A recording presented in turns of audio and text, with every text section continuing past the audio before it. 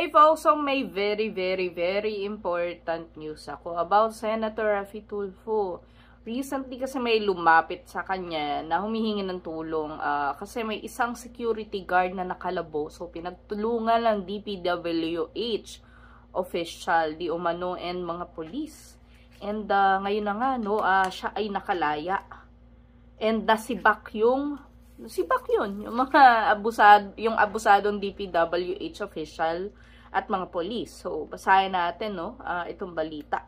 Matatandaan na nagsumbong sa Raffy Tulfo in Action or RTIA si Joan Manrique noong September 11 dahil pinag-initan ng DPWH Legal Service Attorney na si Micael Tupas ang kanyang live-in partner na si Greggy Reyes, security guard sa Rosalia Village sa Quezon City, at iligal na pinakulong sa mga pulis base sa peking akusasyon.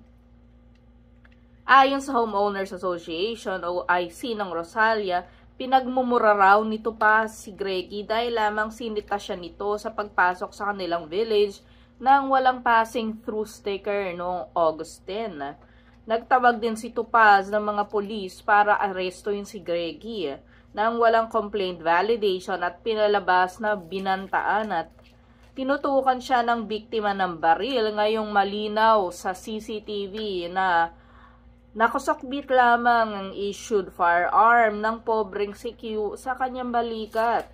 Agad na pinalam ni Senator Raffy Tulfo ang insidenteng ito kay DPWH Secretary Vince Dizon para maaksyonan. Mimunongkahi niya rin kay PLT Colonel Von Alejandrino, Station Commander ng Police Station 3 QCPD, na masusing iimbestigahan ang kasong ito. Disarmahan ang mga sangkot na pulis at i-confine sila sa headquarters. Kaya kahapon, September 12, sinibak na nga ni Dizon sa pwesto si Tupas at nangakong tutulungan niya si Greggy Adjoa na maghain ng complaint sa DPWH laban sa tiwali nitong kawani.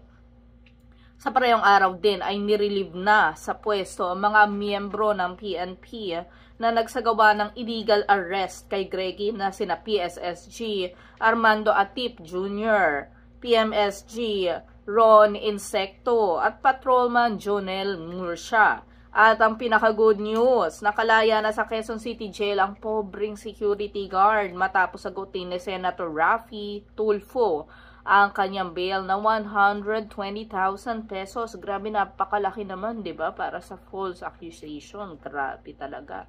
Sinamahan ng RTIA na mag-asikaso ng mga documents for bail si Joan at laking tuwa niya nang inilabas ng Quezon City Regional Trial Court Branch 92 ang order for release ni Greggy nito ding September 12.